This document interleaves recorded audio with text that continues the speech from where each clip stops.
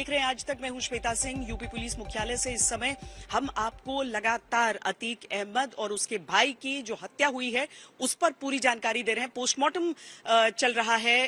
कुमार अभिषेक वहां पर हमारे साथ हैं और अभिषेक मिश्रा उस कब्रिस्तान के सामने मौजूद हैं जहां पर उसे दफन किया जाना है। अभिषेक, सबसे पहले ये बताइए कि पोस्टमार्टम को लेकर कोई अपडेट?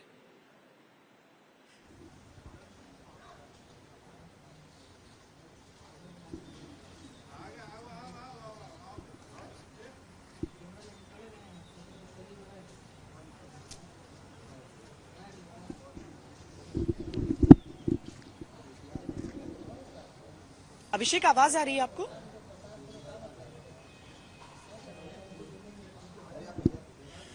चलिए, कुमार अभिषेक के पास इस समय वो हमारी आवाज नहीं सुन पा रहे हैं, लेकिन दरअसल जिस तरीके से बीती रात ये घटनाक्रम हुआ, अचानक मीडिया के कैमरों के सामने अतीक अहमद और उसके भाई अशरफ को गोलियों से 3 बदमाशों ने आकर भून डाला। उसके बाद से ये तस्वीरें सबको हैरान कर रही हैं। शॉकिंग तस्वीरें ये जो सामने आई थी। इसके साथ ही राजनीति भी इस पर हो रही है, लेकिन सबसे ज्यादा जरूरी है कि इस मामले की जांच के जरिए ये सारे सवालों के जवाब हमारे सामने आए। और इस समय पोस्टमार्टम चल रहा है। पोस्टमार्टम के बाद जो शरीर है उसे ले जाया जाएगा कब्रिस्तान में। हम अभिषेक मिश्रा के पास भी चलते हैं। अभिषेक, ये जानकारी आ रही है कि कोशिश ये पूरी है कि आज के आज ही उसे सुपुर्द खाक कर दिया जाए। क्या आपको बता पा रहे हैं कुछ? क्या परिवार वालों से, मतलब जो भी लोग हैं, बताया गया कि कुछ सदस्य उनके उधर भी भेजे गए जहां पर पोस्टमार्टम इस समय चल रहा है। क्या कुछ जानकारी सामने आ पा रही है? देखिए, बिल्कुल श्वेता, कब्रिस्तान में पूरी तैयारी कर ली गई है। यहाँ पर अतीक अहमद और उसके भाई अशरफ दोनों की कब्र खोद के तैयारी कर ली गई है। यहाँ पे लोगों को भी इस बात की जानकारी है कि देर शाम तक अतीक अहमद और उसके भाई अशरफ का पार्थिव शरीर यहाँ लाया जाएगा और उसके बाद यहाँ पे सुपुर्द खाक करने की जो प्रक्रिया है उसको पूरा किया जाएगा। हालांकि फिलहाल अभी एक तरीके से देखा जाए तो उसमें समय लग सकता है, क्योंकि जिला अस्पताल में इस वक्त जो है पोस्टमार्टम की प्रक्रिया चल रही है। जानकारी मिली थी कि कुछ देर पहले एक्सरे किया गया, उसके बाद में दोबारा जो शव है उनको वहां ले जाया गया है और वहां पे जिला अस्पताल में ये प्रक्रिया अभी फिलहाल चल रही है। लेकिन अगर मैं कब्रिस्तान की अगर आपको तस्वीरें दिखाना चाहूं, हमारी मौजूदगी, कुमार अभिषेक जुड़ गए, हम उनसे अपडेट ले लेते हैं इसका। अभिषेक, क्या अपडेट है? बिल्कुल श्वेता, थोड़ी हरकत हुई है। मैं दिखाना चाहता हूं कि जो शव वाहन है उसे ला करके लगा दिया गया है, लेकिन बिल्कुल एग्जैक्टली ये पता नहीं चल पा रहा कि आखिर कितना वक्त अभी पोस्टमार्टम में लगेगा। दोनों अशरफ और अतीक दोनों का शव जो है अंदर है और पोस्टमार्टम चल रहा है, लेकिन कितना वक्त लगेगा अभी कहना मुश्किल है। बार बार गाड़ियां आगे पीछे हो रही हैं। जो पुलिस की गाड़ियां हैं उसे अरेंज किया जा रहा है, आगे पीछे लगाया जा रहा है। कभी लगता है कि किसी भी वक्त निकल पड़ेगा, कभी लगता है कि कुछ वक्त लग जाएगा।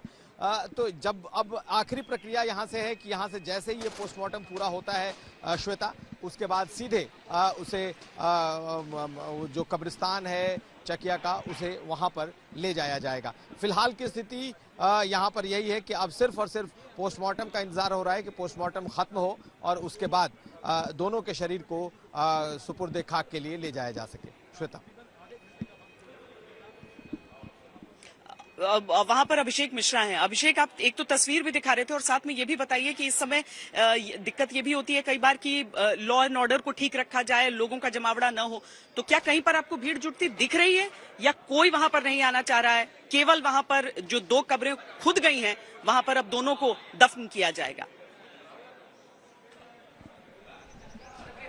श्वेता, एक चीज है, कल की तस्वीर और आज की तस्वीर में जमीन आसमान का फर्क है, क्योंकि कल जब असद को सुपुर्द खाक करने के लिए यहाँ पर उसका शरीर लाया गया था तो यहाँ भीड़ बनने की स्थिति बन रही थी। चकिया के उस इलाके में महिलाएं जुटी थी, पुरुष जुटे थे जो उस जनाजे में जाना चाहते थे, लेकिन पुलिस ने उन सबको वहां रोक दिया।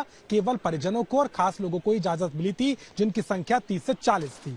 आज की स्थिति उसके एकदम उलट है। चकिया के इलाके में हम गए, सन्नाटा पसरा हुआ है पूरी गली में, कोई वहां मौजूद नहीं है। अतीक का जो मलबा ढाया हुआ घर है वहां पर भी कोई नहीं है। पुलिस फोर्स वहां पर जरूर मौजूद नजर आई हमको, लेकिन आम जनमानस और उनके आस पड़ोस के लोग, कोई वहां पर हमें नजर नहीं आया है। लेकिन तस्वीर इस मसारी कब्रिस्तान की देखना जरूरी हो जाता है। और आप देखेंगे कि आरएफ की टुकड़ी, आरएफ के जवान आपको यहाँ पर नजर आ जाएंगे जो यहाँ पर तैनात है। यूपी पुलिस के भी जवान यहाँ पर मौजूद है। चूंकि अभी पोस्टमार्टम की प्रक्रिया चल रही है, थोड़ा समय लगेगा और मुझे लगता है कि देर शाम 6 तक बच सकता है।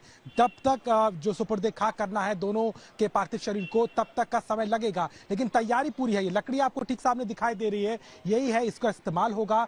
हम वहां पर भी गए थे, यहाँ से थोड़ी दूर पर दोनों की कब्र खोदी गई है। अहमद खानदान की जो जगह है जहां पर उनके बाप दादे सुपुर्दे खाक किए गए हैं, उसी जगह पर अतीक अहमद और अशरफ दोनों को सुपुर्दे खाक किया जाएगा और उसकी भी तैयारी पूरी हो गई है।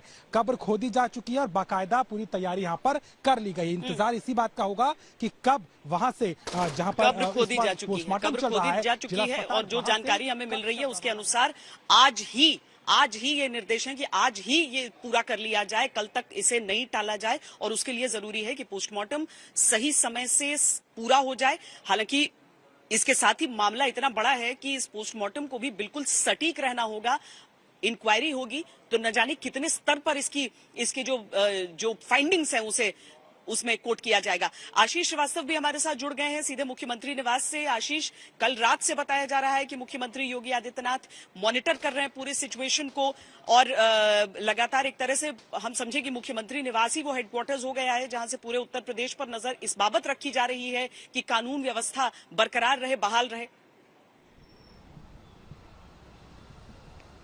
बिल्कुल श्वेता, मैं आपको बता दूं कि कल रात भी 3 बजे तक मीटिंग हुई थी और आज भी सुबह 7 बजे से सीएम आवास पर ये मीटिंग शुरू हुई, जिसमें प्रमुख सचिव गृह के साथ डीजी लॉ एंड ऑर्डर और इसके साथ डीजीपी खुद मौजूद रहे। मैं आपको एक खास खबर ये बताऊं कि किस तरीके से आज जो मीटिंग हुई है उसमें ये एक्सप्लेन किया गया है कि जब मौके पर ये इंसिडेंट हुआ है उस दौरान पुलिस ने जिस तरीके से उस आरोपी को पकड़ा है, यानी कि जो हत्या करने वाले आरोपी थे उनको पकड़ा है, उसको सीएम के सामने ब्रीफ किया गया है। और ये कहा गया है कि अगर वहां पर क्रॉस फायर किया जाता तो कई और लोगों को गोली लग सकती थी। इस बाबत इसकी ब्रीफिंग की गई है सीएम योगी आदित्यनाथ के सामने और यही वजह थी कि पुलिस ने वहां पर जिस तरीके से हत्या करने के बाद उन आरोपियों को पकड़ा है। माना जा रहा है कि कोई भी जो वहां मीडिया कर्मी थे वो सुरक्षित रहे, इसके अलावा उनको पकड़ा जा सका। और अगर वो क्रॉस फायर पे वहां पर विश्वास करते या क्रॉस फायर शुरू होती तो कहीं ना कहीं दोनों तरफ से क्रॉस फायर होती और कई और जाने भी जा सकती थी। इस बाबत को भी वहां पर ब्रीफ किया गया है सीएम के सामने में और ये भी कहा गया है कि जिस तरीके से उत्तर प्रदेश के पूर्व डीजी पुलिस एके जैन जी हमारे साथ हैं। जैन साहब, ये समझाइए कि अगर यहाँ पर ये जानकारी दी जाती है कि पुलिस द्वारा कि जो सवाल उठाए जा रहे हैं कि क्यों पलटकर गोलियां नहीं चलाई गई उन बदमाशों पर, हालांकि बदमाश को गोली भी लगी है, बदमाश को भी गोली लगी है, लेकिन इसीलिए कहा गया फौरन गोली चलाने वाली कार्रवाई इसलिए नहीं हुई क्योंकि मीडिया की तरफ से ये हमलावर थे और उसमें बीच में अपना हाथ आगे बढ़ाकर रिवॉल्वर से गोली मारी गई थी। तो ये कहा जा रहा है कि बाकियों को गोली लग सकती थी। क्या इस तर्क में दम है? और साथ में ये जो बात कही जा रही है कि वो सबसे सही तरीका जो उसे पकड़ने का था कि उसे जमीन पर गिराकर उलटकर और उसके बाद उसे वहां पर पकड़ा गया था, ये सही तरीका है। ये सारी चीजें जो कही जा रही है उसमें आपको कितना दम लिख रहा है? देखिए, वहां पर मीडिया कर्मी बहुत बड़ी संख्या में थे। मेरी बात हुई है आज एक आध अधिकारी से, बहुत बड़ी संख्या में थे और उसी की तरफ से वो जिधर मीडिया कर्मी थे उधर ही की तरफ से वो माइक लिए और कैमरा लिए ये जो बदमाश हैं ये थे। उन्होंने एक ने माइक और कैमरा वगैरह सब फेंका है और ताबड़तोड़ फायरिंग शुरू कर दी है। ये ट्रेन शूटर्स हैं। देखिए, उस समय फायरिंग करने का पुलिस के पास SLR थी, वेपन्स थे, जो 455 थी, पिस्टल्स थी। ये सब ऐसे वेपन्स हैं जिनकी मार बड़ी दूर तक होती है और उसमें बहुत सी जाने जा सकती थी। जो जिस तरीके से गिरफ्तारी की है उसको उनको गिराकर उल्टा करके और सर्च भी ली गई है साथ साथ और तीनों को कस्टडी में लिया गया है। ये ऑपरेशनल प्रोसीजर यही कहता है कि इसी तरीके से की जानी चाहिए, उसी तरीके से की गई है। एक दुर्भाग्यपूर्ण घटना जरूर घटित हुई है जिसकी वजह से 17 पुलिसकर्मी सस्पेंड हुए हैं, पर उनके पास कोई बहुत ज्यादा ऑप्शन नहीं था क्रॉस फायरिंग का। अगर क्रॉस फायरिंग करते और इनको एक दूसरी बात ये भी है कि अगर ये जिंदा ना पकड़े जाते तो ये भी आरोप लगता कि पुलिस ने इनको लिक्विडेट कर दिया और इनको ये बहुत कुछ बताते, इसके पहले वो ठिकाने लगा दिए गए। ऐसे में जो बेस्ट ऑप्शन मेरी समझ से है वो यही था कि इनको जिंदा पकड़ लिया जाए, एक को गोली लगी है, वो पुलिस की नहीं लगी है, वो उन्हीं की बदमाशों की क्रॉस फायरिंग में लगी है। एक पुलिसकर्मी को जरूर चोट आई है, मान सिंह को, वो हॉस्पिटल में एडमिटेड है, उसका भी इलाज चल रहा है। लवलेश तिवारी का भी इलाज चल रहा है। जी, घनश्याम तिवारी जी, जांच के लिए समिति हालांकि गठित की जा चुकी है, लेकिन ये भी आपसे हम समझना चाहते हैं कि वो किस तरह की जांच होगी जिसके बाद जो विपक्ष के सवाल, आपको लगता है कि उसमें आप सब जो सवाल उठा रहे हैं उन सब का जवाब मिल जाएगा? किस तरह की एक कमेटी आप लोगों को चाहिए? कैसी जांच की जरूरत आपको लग रही है इस समय? इतनी लंबी चर्चा में अगर आप ये नहीं कहती हैं, जो ललन टॉप ने भी लिखा है और अन्य जो इंडिया टुडे ग्रुप का है, कि बजरंग दल का जिला सह सुरक्षा प्रमुख, बजरंग दल के एक व्यक्ति ने, जिसकी तस्वीर स्मृति ईरानी जी की एक क्लोज डोर सभा में वायरल है, कहा जाता है कि ये ट्रेंड शूटर है और वहाँ 18 पुलिसमैन, एक ऐसी सरकार द्वारा जिसने 10,000 से ज्यादा इनकाउंटर किए हैं, एक गोली नहीं चला पाते, कहते हैं ये सबको बचा रहे थे। ये शर्मनाक है कि तरह तरह से इस लोकतंत्र में सरेआम हुई हत्या को नॉर्मलाइज किया जा रहा है।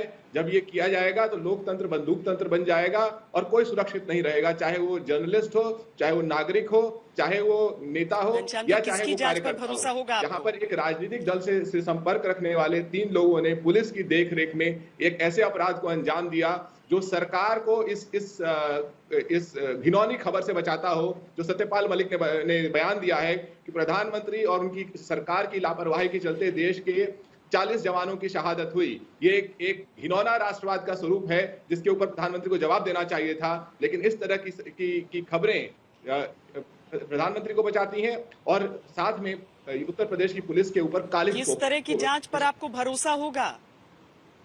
जी, जहां पर सुप्रीम कोर्ट से कहा जाता है, किस तरह की जांच चाहिए? किस तरह की जांच से आपको लगता है कि सारा, हाँ, जहां पर सुप्रीम कोर्ट, जहां पर इस तरीके से आज तक ने दिखाया, मैं तो आप ही लोगों का वीडियो देखा कल, जहां पर स्थानीय लोग कह रहे हैं कि हत्यारे पुलिस के साथ आए थे, पुलिस के साथ चले गए। किस तरह की जांच? कैमरा में ये हत्या कैद होती है। लवलेश तिवारी जो इसका किंग पिन है, बजरंग दल का कार्यकर्ता है, स्मृति ईरानी जी की सभा में उनकी तस्वीरें वायरल है। किस तरह की जांच बताएगी? अब क्या भगवान आखिर कहेंगे कि सरकार इसमें सम्मिलित है? देखिए, ये लोकतंत्र को बंदूक तंत्र बनाया जा रहा है और इसमें बात जांच की नहीं है। चित भी मेरी पट भी मेरा नहीं होगा ना। एक तरफ आप कह रहे हैं आज तक ने वीडियो दिखाया, फिर आप कहते हैं कि आज तक ने नाम नहीं लिया, तो ये सारी चीजें हम ही दिखा रहे हैं और हम ही नाम ले रहे हैं, लेकिन कोई भी सजा होने से पहले हम फैसला नहीं सुना सकते हैं। मैं तो आपसे सिर्फ इतना पूछ रही थी कि आपको किसकी जांच पर भरोसा होगा। बहरहाल हम अपने दर्शकों को ये रिपोर्ट दिखाते हैं क्योंकि यहाँ पर तस्वीरें सबके सामने हैं और उन तस्वीरों के जरिए अब एक निष्पक्ष जांच होनी है कि आखिर जो कुछ हुआ है वो क्यों हुआ है। लेकिन उससे पहले आज तक की ये रिपोर्ट देखिए। तो वो अंदर आए और हम लोगों ने एग्जैक्ट यहाँ पर बाइट लेना शुरू किया और बाइट्स लेना शुरू किया। पुलिस ने चारों तरफ से घेर रखा था। पुलिस के बीच में से एक आता है और वो शॉट होता है और जैसे ही पहला शॉट होता है उसके बाद ताबड़तोड़ गोलियां चलना शुरू होती हैं। जैसी गोलियां चलना शुरू होती है मैं उधर से कम 2-4 कदम 5 कदम पीछे जाता हूँ और वहां से अपना एक फ्रेम बनाता हूँ और वो पूरी घटना मेरे कैमरे में कैद होती है। और उसके बाद वो रिवॉल्वर्स नीचे रखते हैं और हाथ ऊपर करके सरेंडर चिल्लाते हैं और पुलिस उनको कैप्चर करके ले जाती है। कल रात 9:32 पर जब प्रयागराज पुलिस अतीक और अशरफ को लेकर कसारी मसारी जंगल पहुंची थी तो आज तक के रिपोर्टर और कैमरामैन वहां मौजूद थे। प्रयागराज के धूमनगंज थाने की पुलिस के घेरे में अतीक अहमद और उसका भाई अशरफ नजर आते हैं। इस वीडियो में सब कुछ सामान्य नजर आता है। पूरे देश की सबसे बड़ी खबर बनने से करीब 50 मिनट पहले अतीक और अशरफ को अतीक के घर के पास के ही जंगल में लाकर पुलिस निशानदेही पर कुछ हथियार बरामद करती है। जब अतीक अहमद के बेटे असद और उमेश पाल की जान लेने वाले शूटर गुलाम मोहम्मद का एनकाउंटर हुआ था, तब सबसे पहले यह खबर आज तक ने दिखाई थी। सटीक और सच्ची खबरें सबसे पहले दर्शकों तक पहुंचाना आज तक की पहचान है। एक बार फिर आज तक इसमें सबसे आगे रहा। आज तक ने न सिर्फ सबसे तेज खबर और वीडियो का प्रसारण किया, बल्कि देर रात तक दर्शकों को इस खबर से जुड़ी हर पहलू की जानकारी दी। इसीलिए तो कहा जाता है खबर मतलब आज तक। श्रवण श्रीवास्तव, प्रयागराज, आज तक।